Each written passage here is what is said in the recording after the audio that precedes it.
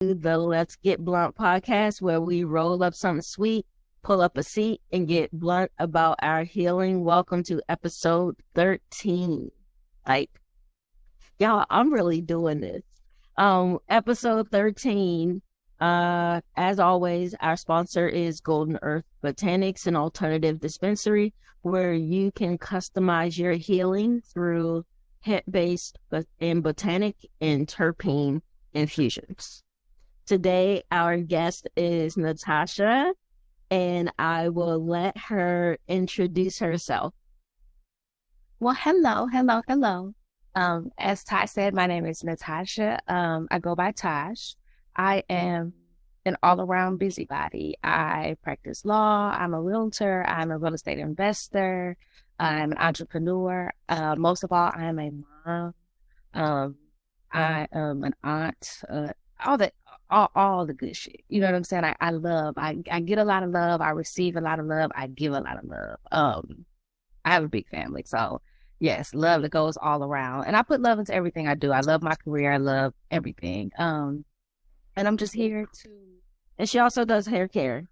Yes, I'm an entrepreneur. I have an oil-based business where I make beard oils, hair oils, facial oils, things of that nature. You can check us out at ladybugorganics.com. That's Ladybug with 2 G's. We're also on social. All of our handles are Ladybug Organics, so you can check us out there as well. I'm into all things organic healing. I'm into music. Once again, like I said, love, self-love. I'm into vegan foods, working out, just silly as hell. I mean, into all purpose. I just don't really know how to put myself in a box. I don't think there's any one lane that I can put myself in that like suffices.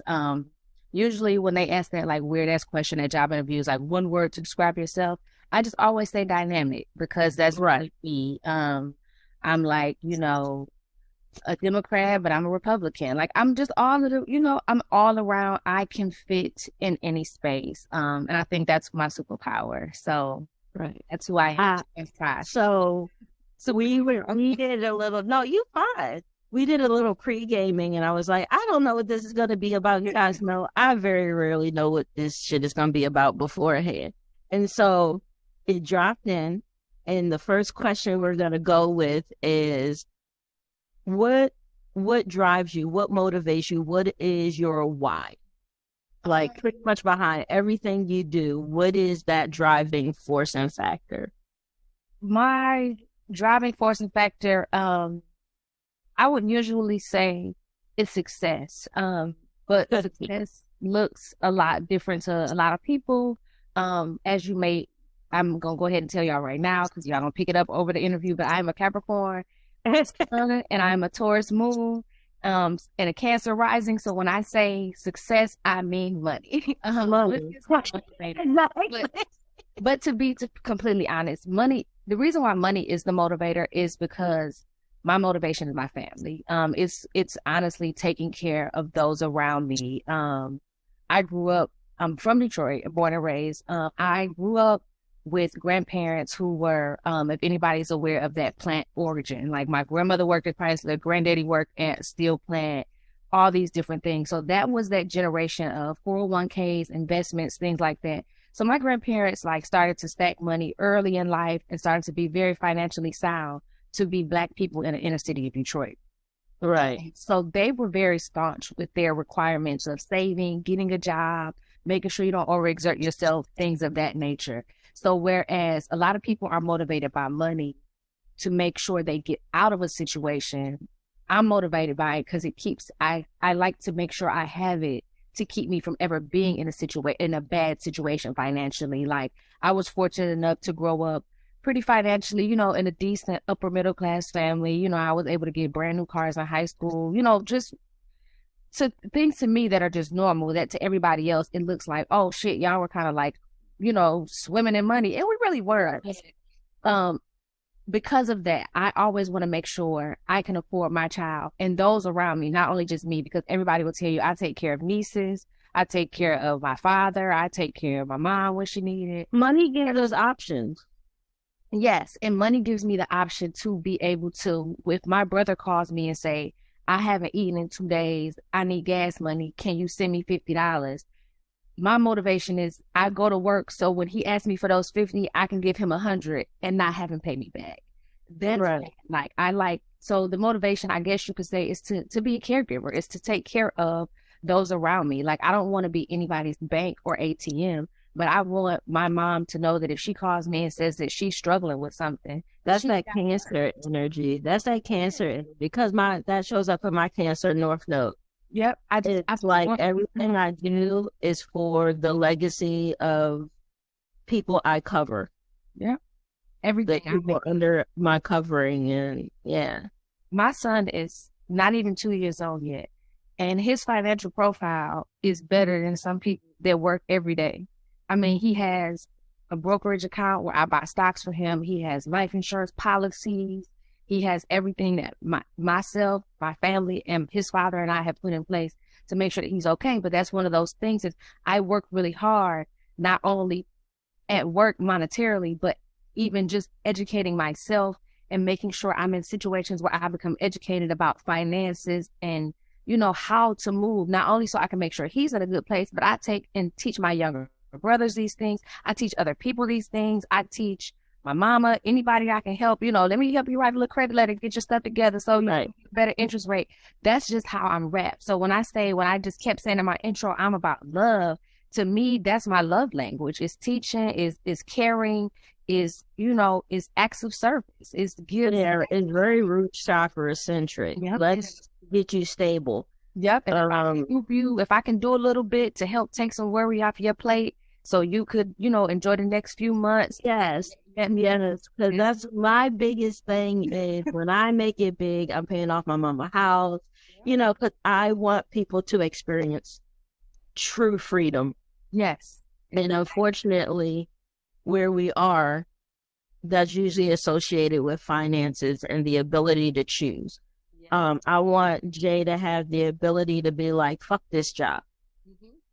You know what I'm saying? Like, I want her to be, like, what is it? Is it off, Everybody Hates Chris? Yeah.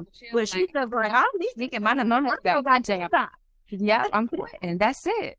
Like, and I want Jay to be like that. I want Jay to be able to be like, this doesn't work for me, and have the option of a financial footing. Because I really do think that keeps us in fucked up ass situations longer than we need to be, out of fear. And people, by now you guys know how I feel about the capitalist arena. Financial abuse is real, and it doesn't just occur in romantic relationships. Financial abuse is a boss taking advantage, especially when you got private companies and small businesses. Bosses taking advantage of their employees because they know economically they have to be at work, so they're assholes, and they treat their employees like shit because they know that they can't quit this job, they need this job, be it for financial reasons, parole, whatever it may be.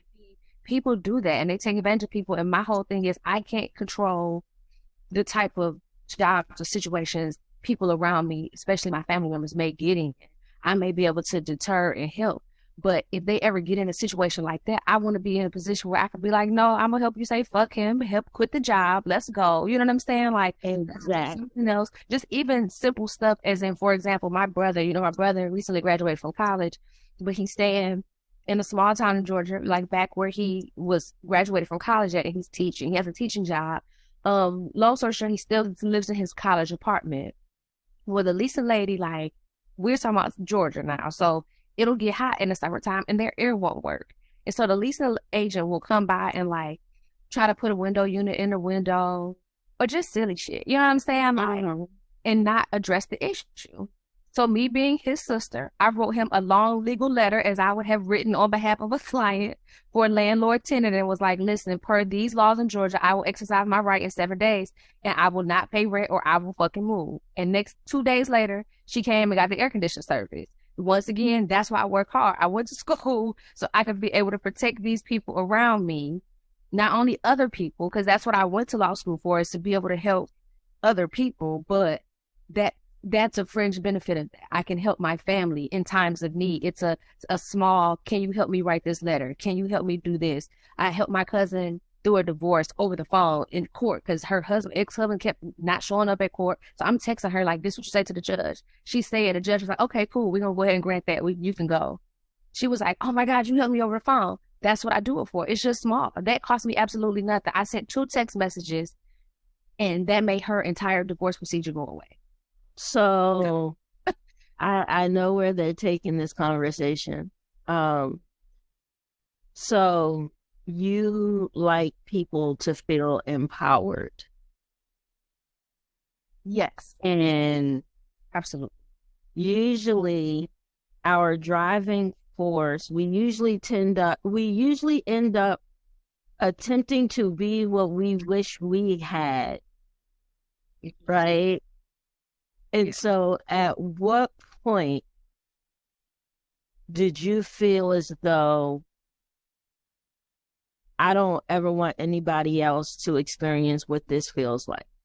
Because I know as Earth energy, our job is usually to try to, we experience the shit and then tell everybody else about it so that they don't have to experience it the same way.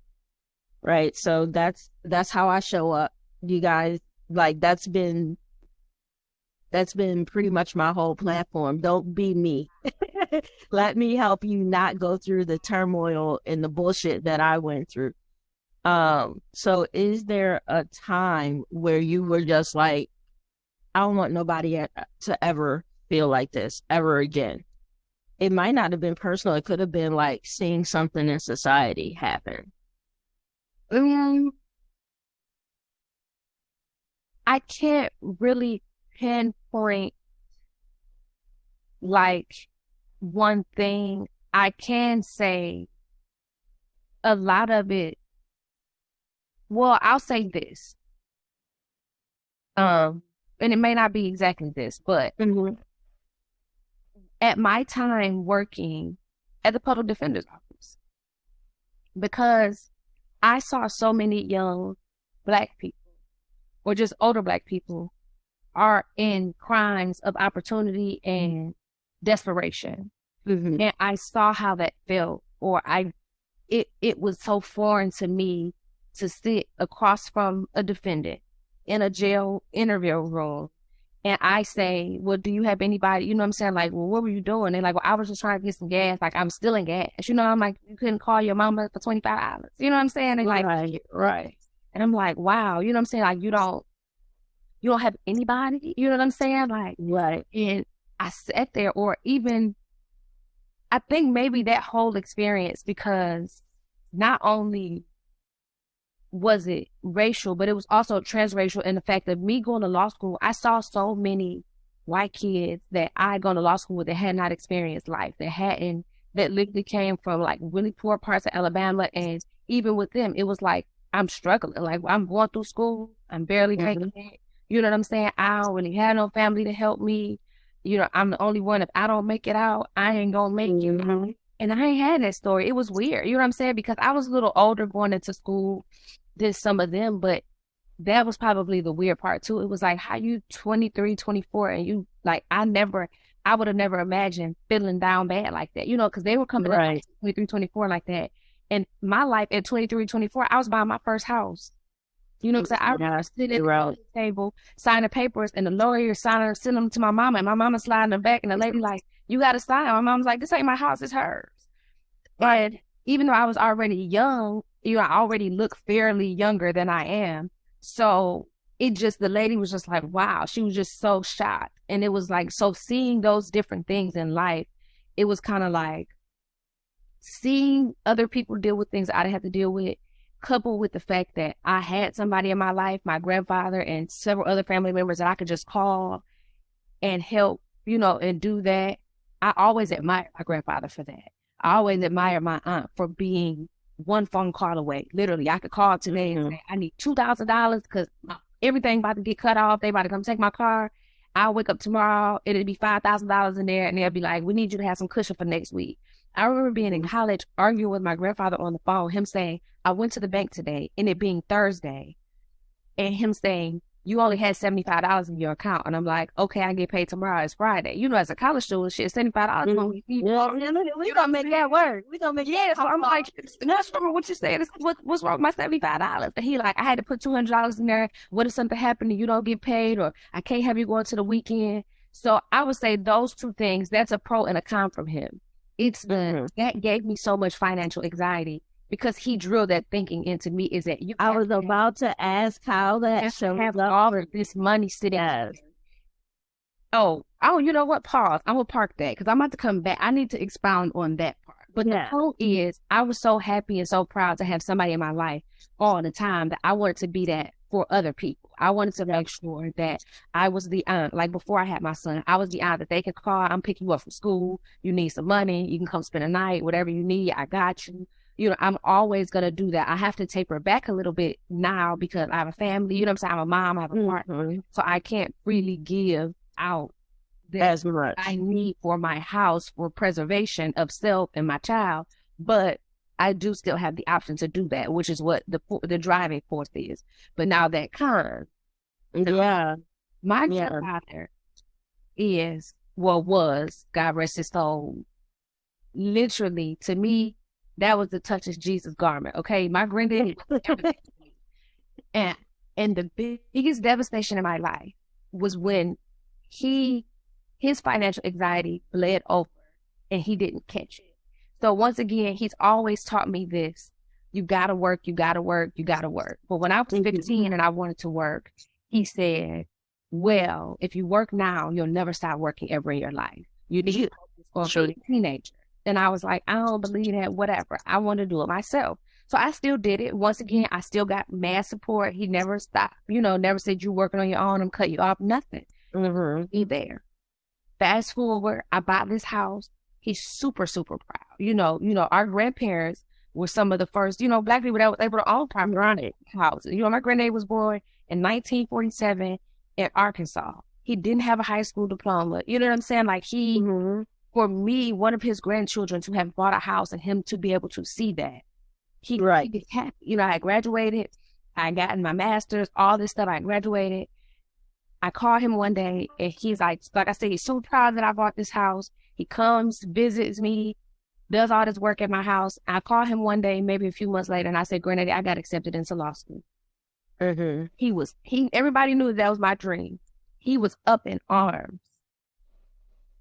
You got to excuse me because I'm going to get emotional because this still hurts my feelings. I'm here, I got you. Because it was a person that you love the most that hurts you the deepest. But I promise I would never ever do this to my kid. I called him and I said, I'm so happy. I'm getting ready to go to law school. And he said to me, well, that's stupid. And I said, what do you mean? He said, you just bought that house. What are you going to do? I said, it's a house, Granddaddy. I said, I can rent it out. I said, but I got to move. I can't work. Because that's how we got on. He said, well, is your job going to allow you to go to school? And I said, fuck the job. I said, I can't work while I'm in school anyway. I got to go to school. This is the only thing I want us to do in my entire life. These jobs ain't shit. I got to go. And he said, well, what if you lose that house? I said, it's the house. And he said, but if you lose the house, what are you going to do? And I said, you can't move out of the house in my dream. And I was so devastated that here, the spring of me having somebody, I called my aunt, who was always my lifesaver. I called my aunt and I cried. And I was like, yo, Daddy said all of this to me on the phone. Can you believe it? She instantly said, I'm going to call you back. Because she's the one like me. She going to speak up. She called my granddaddy, was like, how could you dare do that to her? Right. He was like, she was so happy. She was like, and you told her. No. She was like, and I know she ain't lying because I know my daddy. She like, I know how you think. He wouldn't talk to me for 2 days. When he finally called me back, he was like, I'm upset. He said, because you made me look bad. And I said, how? He said, you got my kids calling me, telling me that I treated you bad. He said, and I didn't mean to. He said, I just asked you a question. I said, but did you think about what you asked me? You never even said congratulations first. You never said, oh man, that's such a good job. The first thing you said was, what about your job? And what about your house? You cared about material things and things that I could get over and over again. And by the time if they had to foreclose on this house, by the time they foreclose on it, I have a law degree, I'd be back here buying another house. Right. Right. But and the catchy part was this was a house with a $300 mortgage. I had got the deal of a lifetime on the house. Yeah. A $300 mortgage. And you and this is how, wow, Black excellence creeps up on us. Let me grab it. Becomes, while it was meant to uplift us, becomes somewhat of a hindrance, because now it's the standard. Like, somehow we got from, I went from the sharecropper to the this, and now my kids won't ever have to worry about sharecropping ever again, right? And then every generation passes that down and down. Like, we came from nothing. You can't do this, you know. And so we carry that creed. It's like a creed written in our DNA. That very generation of Black, especially coming out of Detroit, like that era. Right. Anybody here that has grandparents or parents of that age in Detroit, they already kind of know that mindset.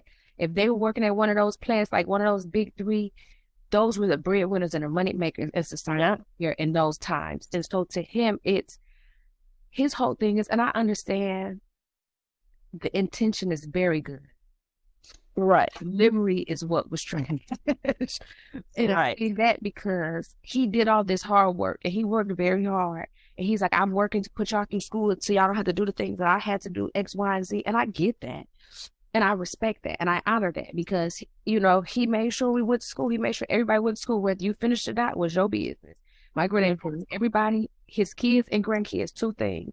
I'm going to get you through school if you choose to go. I'm going to support you and make sure you get a car so you can go back and forth to school. What you choose to do with the two of those is your business. Once you mess them up, you drop out, you have babies, all that stuff, I can't help you no more. That's his old mindset. Only a few of us took it and rolled it through. The rest of them didn't. That's neither here nor there. But because of that, he has this mind. He had that mindset of, you have to do this. You have to save all this money. And it's crazy because my grandmother is not as bad. But my mom and I get over her all the time because she is, my mother's the only child. So she got my mom and that's it. She's retired from Chrysler. And me and my mom would be like, why you don't do nothing for yourself? You so cheap. Like, I'm not spending all my money on this. I got this. And I'm like, Grandma, you got stocks, you got annuities, and I'm not trying to be funny, but I do your taxes every year. I know what it looks like. You got credit, you got good credit, you got this, you got that, you got this. Enjoy yourself. Enjoy yourself. You don't want to because she's so scared. That's the negative effect of that whole go-getter, I gotta hustle. Like you always talk about that whole hustle mentality. And she works herself to death. There's never an end to it. No, and guess what? She retired from Chrysler. She got money to do what she wanted to do. Me and my mama give her money, and she got a job right now because our family owned a funeral home. She working at a funeral home a few days a week because I need money to travel. Then I said, Grandma, where you going? Oh, I'm going to take a bus ride to North Carolina with so-and-so from church. She don't know how to not. Listen, your ass walk through these halls with these dead people all day. You running these numbers and doing all that. I'm thinking you about to take your ass to Hawaii, Mexico, Cuba, Africa. You want to do all that shit so you can ride to the casino. Like, that's the kind of stuff that made me so mad. And then when my mom and I try to do stuff for her, then it's, so I can't afford it. I don't want to spend my money on this. I don't you're not even taking care of yourself. And I'm like, Grandmama, you're blessed. Like, you had a daughter who had a teenage pregnancy, and you didn't have to raise the grandbaby. My mama, right? as a team. There's a lot of healing going on right now because, girl, I'm sitting here going through it. Like and I look at my grandma and I'll be like, girl, you don't have to, you are blessed. Most people of that age, you didn't have to raise your grandchildren. You didn't have to do nothing. You've been working, taking care of yourself, taking care of your money, all this stuff, all this time. Treat yourself to something. And that's my whole thing is, not only do I strive, and that's my motivating force, and not only working. Once again, it's just family, because I'm at this point where I can show y'all better than I can tell y'all. I'm tired of preaching to people, take care of yourself, get healthy, work out, all this stuff, do the right thing. I'm just going to start being the example. And that's why I started dabbling and all of this stuff. Now my grandma was like, every time I look around, you take that baby places and you doing stuff with him. And I'm like, you mad because you don't go nowhere? You ain't got no baby. You know what I'm saying? You could go somewhere and be both too. But that's what I want people to do. I want them to start healing themselves. And like now, after losing my niece, it's even more of like, girl, just go. You know what I'm saying? We'll worry about them. Do it. Like, live the dream. We'll worry about the money when you get back. Because you didn't know, she went out with her friends and had plans to go back to work the next day. And somebody hit her on the freeway, coming back the wrong way. You could be doing all the right. It wasn't even her fault, you know? And you do everything. And that's the fucked up thing, is that we develop this sense of what we need to do in order to prepare for a life we don't even know is going to exist. And we neglect the one that we're living right now in agency.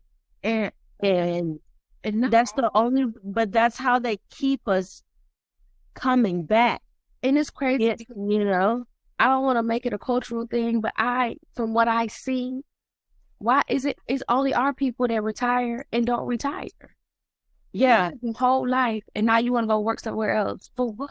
Yeah. You know what I'm saying? Like, retire and actually be cool enough to retire. But that's my point is, But working is look at it, working is in our DNA. I don't give a fuck about that's what I was about to say. stigmas they try to give the black people that, black people don't like to work. Bull.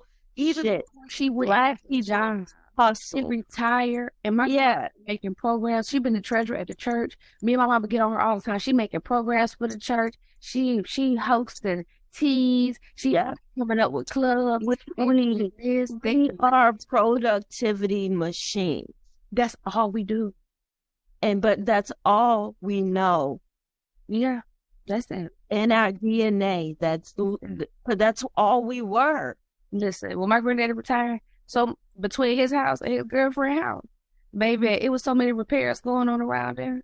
My granddaddy was repairing everything to the point that when he couldn't repair no more, and he make up some house. When both of them got diagnosed with cancer, he went and got his grower's license. He built a whole irrigation system to water his plants. He was growing. He had boxes of, listen, they had garden, they had vegetables, they had weed, they had everything. Because he could not stop. And when I would always ask him, Granddaddy, why won't you just take a break? He would come to visit me and spend a week at my house. I would wake up at 5 o'clock in the morning. He outside mowing my grass. You know what I'm doing? And I said, why don't you just sit at him? A generational thing that I stopped. I do not wake my daughter up on Saturday morning. You know how our parents used to wake us up and it's 8 o'clock. What are you still doing in the bed? Because I ain't got nowhere to be. At all. And then would throw us outside. Yeah, go do something. Go, and we will find some shit to get into. But, And look, and our parents, no matter how old you get and when you become a parent, your parents still do that to you, because I guarantee you, I can't count how many Saturdays my mama has called my house on the FaceTime early Saturday morning and see me and Royce in pajamas, and she like, or if she can call afternoon and say, yeah, I'm in pajamas all day. And I said, okay. But then hear me go, a grown-ass parent in my own house, explaining myself to my mom. I'm like, well, we ate, we took a bath, everything. We just put it right. You'd be uncomfortable. The answer is, why not matter? We could be here scratching funky asses. It shouldn't even matter. This is me at my mom's house. We stay at my mom's house, and it'll be 11 o'clock, and my baby still be asleep. And my mom be like, Jay still asleep? I'd be like, yes. She'd be like, Jay just sleep the whole day away. I said, if her body is sleeping, then it needs it. Yeah. And whether she's going through something mentally, whether it's physical because of the hormones and the growth spurts and the blah, blah, blah. And she is sleeping till 2 and 3 p.m. is because that's what her body needed. I said, if we need to go somewhere, I'll wake her up. But look, that or they got amnesia to the old shit, because my mama will call and my son will be crying. She's like, what's wrong with him? And I'll be like, he crying because I washed his face. And she's like, well, you probably just wiping it too hard. I'm like, I know you ain't talking the way you used to rip eyebrows and lashes off. You know what I'm saying? Like, it's how the table's served. Because she'll get on me all the time. She's like, why you being mean to him? You don't do this. You don't. I said, I'm not being mean to him. I said, you used to do the same thing to us. No, I did. No, I didn't. And then my brother would get on the line and be like, yes, you did. And she's like, I don't know what y'all talking about. How do me and my brother have the same childhood that we remember at the hands of the same parent, and we 12 years apart? It's right. You know, like we didn't conspire to make that up. You know what I'm saying? Like those things happen to us in 2 different times in life, but you know, such is life. Right. But yeah, so I am undoing that busyness thing. You guys know Jay has done everything from drum lessons to playwriting to I threw her art gallery. Like, she ran the gambit, and people are like, she needs to learn to stick to something. I said, why? Like, if she knows, like, why does she need to learn to stick to something? She has a support system right now. Like, this, if any time was the time to explore her creativity, to explore who she is, to explore how she wants to show up, is when another motherfucker is footing your bills. Like, and that's it. It's crazy because he's so quick to hop on, like my grandma, you so quick to hop on a plane with that baby, because girl is still free. Okay, I don't got to pay no ticket. Why? They be like, you short, but it's that thing. That's why I try not to, like. I love my grandma to death, but it's certain stuff I don't tell her because I just know how she be. Like, you know what I'm saying? Like, she like, oh, well, what time y'all leaving? And I just like, oh, in the afternoon. Like, you know what I'm saying? I'm not going to tell my grandma we got a 5 a.m. flight, because then she going to be like, like, it's just going to be too much, you know? That because, once again, that's that generational, that fear that they don't realize that they pass down. Like, you know, that's real, because that's the anxiety of, I had to tell, like, my aunt and I talk about that a lot, about my grandfather, because we don't understand how he had those same lessons for everybody, and we're the only ones that have anxiety behind it, but we're also the only ones that took heed to the lessons. You know what I'm saying? Like, right. Everybody else is kind of like, they don't care. And it's like, we actually took the lesson that she was supposed to be teaching us, but we know it was going to be trauma that came with it, because now every little thing, like, so much so that sometimes I have to, like, dial back, because full transparency, me and Michael got into it on Sunday night, and it wasn't even like a real argument, but it was he worked at night, so I was like, you should get ready to go to work, and he was like, they called me and said I ain't have to come, and I was like, why? Right, like, because it's Mother's Day, and I was like, fuck that, you ain't no mother, you need to go to work. And he was like, so you telling me you mad because I called out? I'm like, why would you call out? I'm like, we got bills, blah blah blah. And he like, are you serious?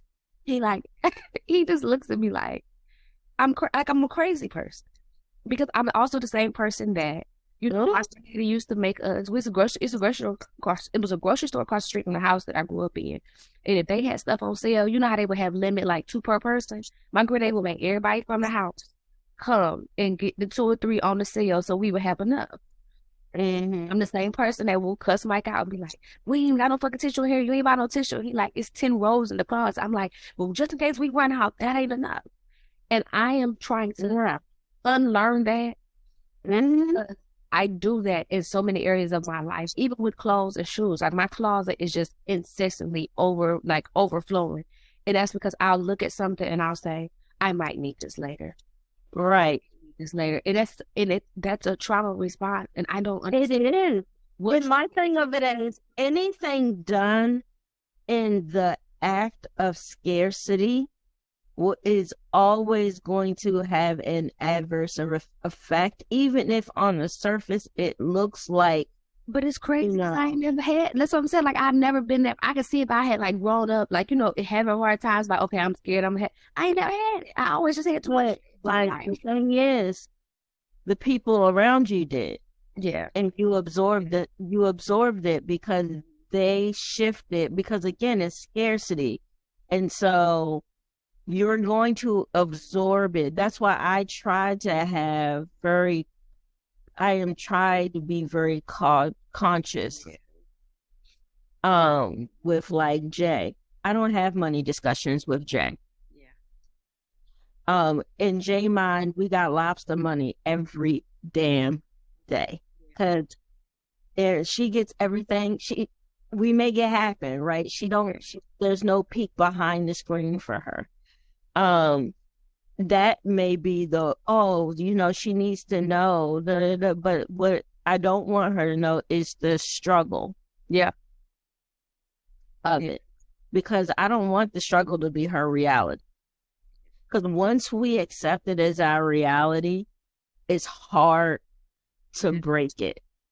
I want her to believe that the world is ever fucking abundant, and everybody might think that's a hindrance to her. But it's so crazy how life works, because I want to know, like just a deep dive and take that further, like that scarcity. Like, for example, I can point out areas of my life where I'm super like crazy like that, like, oh, I gotta have this. Like, for example, like house shit, we gotta have enough. Like, we gotta have extra toothpaste, we gotta have extra this, we gotta have this, we gotta have that. Just because, like, I don't ever want to wake up, we ain't got none, I gotta go to, I just don't. Clothes, I'm really particular. But it's so many other stuff in my life that I'm so wasteful. And I try not to be like, for example, like food. I'll buy $200-$300 for groceries and have that shit to go back, because we'll still be here eating out. And I won't have a blink of bad eye at it. I might be like, we waste a lot of money with groceries. And I'd be like, it's just food, we're going to buy food. It's okay. And people be like, oh, you just be riding around like your car don't take premium. It's fucking gas. I got to get it anyway. Like, so it's so weird how it's I think we kind of pick and choose what we want to apply that to, because we are the one creating the reality. Yeah. So if we never had food insecurity, if those around you never have food insecurity, that will never be an insecurity you're gonna have. Yeah. Unless you experience it from someone else, or it has to be in your environment, or from the people in your environment, right? So like for me, my mom, this is one I actively go against. Is I remember one day my grandma, I asked for a second bowl of cereal, and like in Black homes, don't ask for those shit you ain't fitting to eat. Nope. So I asked for a second bowl. But you know how also you can't tell them how much or how little you want either. Yeah. They gonna make this motherfucking food, and you're gonna sit down and you're gonna eat it. That's it. That's all. Right? So we fucked up from jump. You know what I'm saying? So if I ask for anything to eat, I don't get to dictate and say I'm only hungry a little bit. Right? But also, if you don't know that I'm only hungry a little bit and you make my plate and I don't eat it, I remember eating a bowl of motherfucking paste. Because Captain Crunch, to this day, I know that it is seared in my soul. I sat there for like 6 hours because you can't get up till you eat. I was choking the shit down to like, because at that point, it's just mush. Like, I'm literally getting nauseous right now because that's how bad it seared. And to this day, I will order something and defiantly say, I fucking paid for it. I get to say what I do with it. If it's disgusting, I'm not eating it. If I don't want it no more, I'm not eating it. And that's bad because I also don't really eat leftovers unless it's like something really good. Like if it's a pasta or something or beans that really soak up something, it's nerds left. Other than that, I don't eat leftovers. It's weird how something that trivial can have a cascading effect in your life. It's crazy because once you start saying that, I started thinking about like, why is my connection like that with food? And it would be the two things. It was like, I'm a really picky eater. And like I said, for the longest, I was my mom's only child. So it was kind of like, whatever you want, we just gonna eat it. You know what I'm saying? That's my daughter. Whatever. Yeah, we might eat that. It's fine. That's just gonna be it. We're gonna go places. You know, it's like I said, since the beginning of time, I've always worked a little job. I always had my own money. So I was always like, well, fuck it. You know what I'm saying? Mom cooking something. My mama's thing was, if you want me to cook something else other than I'm cooking, you have to tell me before I start cooking it. If not, you were right. But it was never, okay, well, if you don't want to eat what I eat, you fucked. She was like, well, shit, you got a car. At this point, you got your own money. You better go buy your own food. So it was the freedom of, I can get what I want. I can eat what I want, when I want, how I want. So now, even at home, it's like, we got food. And I'll be like, well, I don't want that. I'll cook it tomorrow. I don't feel like being bothered. And I have the freedom to say that because that's what I'm used to. I'm used to just saying like, my mom was never we got this at home. It would be, if you want something, you better tell me on the way home why I'm passing it because I'm not turning back around. You know, it was one of them like, right. Conditions. You know, I'll pick up Jay and I'll ask, what's for dinner? And she go, I don't know. I said, you got 15 minutes. Her whole thing, you know where school at, you know what's on the way. It better be up to places. You better figure it out. Yeah. So if we get in the house, that's a wrap. So because I always had those options, it's kind of like why now I lack a lot of discipline when it comes to food. Like I could never be one of those like meal prepping, like one of these people. Like as much as I hate working out, I would rather work out than limit myself like dietarily. It's like portion control and when I can eat, how much I can eat like that. I can absolutely not. Like, and it, like you said, it's just strange what we choose to pick up and form into our reality, and it's usually associated with the emotions of how we experienced it. Because again, the same situation could have an opposite effect. Yeah. And see, I know because you and I both are free with the food. Yeah. And we experienced it very different ways. And then a lot of it was just had the abundance. I had the extreme scarcity that I was like, I never want to feel that way again. Yeah. So I don't force myself to eat a motherfucking thing. Nothing. Like even when I'm going and it's, you know, I'm trying not to like, you know, like, I don't know, like force my ways and everything on him. But even when it's like, I just give him options. Like, you know, we'll try to give him something for dinner. And Mike, like, he won't eat. I'm like, okay, we'll try to give him something else. Should we got groceries? Like, you know what I'm saying? Just, and it, even to the point if he don't want to eat, I'm not going to force him to eat. Like, I just, when you're ready to eat, you will. You know, I let him graze. He drinks protein milk throughout the day. He eats like crackers. He's like a big carbs, bread, pasta, all that kind of stuff. He eats bananas and fruit. As long as he's eating something, I'm not going to, like, I'm just not that hard. You know, like, people will say, well, how many times a day do you eat? I'm like, she wouldn't eat all day. And they look at all day. He was crazy. And I'm like, she just does. Like, I just, he's a crazy to do what he want to do. And my thing is, who are we to tell him what I'm a picky eater? So I can't be upset if he turns out to be one. So we make certain stuff and he doesn't want to eat it. Okay, well, maybe he don't like it. Well, yeah. Next time we make it, and I take that in consideration. I'm like, well, this is his first time having it. Or sometimes, like, his teachers will laugh because I will bring his lunch to school and I'll say, well, this is the first time I'm ever sending this for lunch. You know, please let me know how he does. If he doesn't like it, it's okay. He can have extra of whatever else.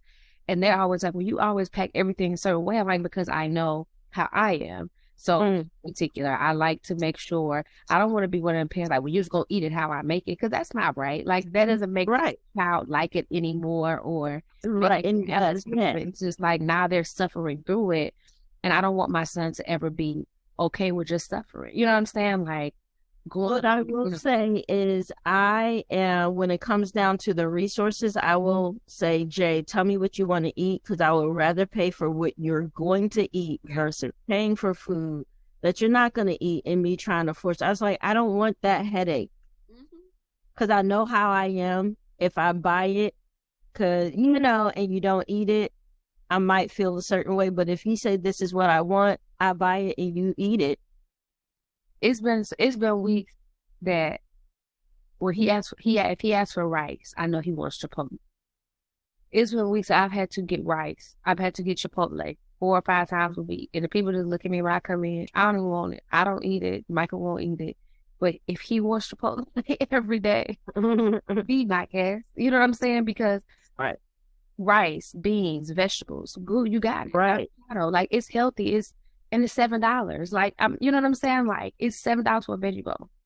I think for the culmination of this, it is at some point we have to stop and ask ourselves those why questions. Literally came back to the conversation we were having pre-talk, is asking those why questions.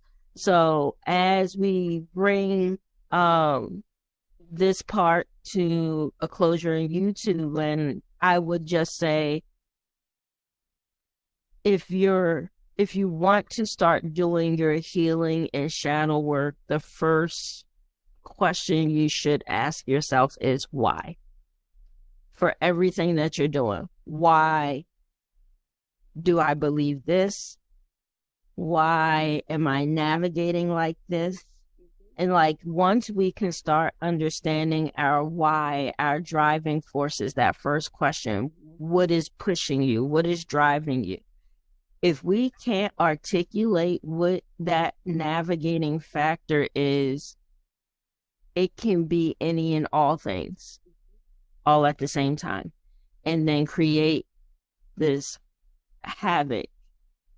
And kind of like when you tell us with our manifestations too, it's like, even when you're doing that, like take it a step deeper, like how it's like, okay, well, success is, but why is it, what about success is, why, how does that drive you? You know what I'm saying? Like take it further, because, we really got to the root of it, which was the scarcity of not having. And that but it wasn't even your shit. Yeah. Sometimes it's not sometimes it's not your shit. Sometimes it's familial. Sometimes it's like, sometimes shit is in our DNA. And our conscious self has to say, hold up. What? Like, why are we doing this again? You know, because otherwise we're just taking up that internal creed that our DNA gave us, whatever that looks like. Everybody has one. And whether you're aware of it or not, there is so much energy pulsing through me. Hold on. Okay, so we're going to say bye to Land. If you want the extended conversation, patreon.com, Let's Get Blunt Podcast. You can join us there. We get extended conversations, monthly energy readings, yoga, movement. Oh my God. Whew. Like, there's someone trying to come through. So, thank you guys for joining us, and I can't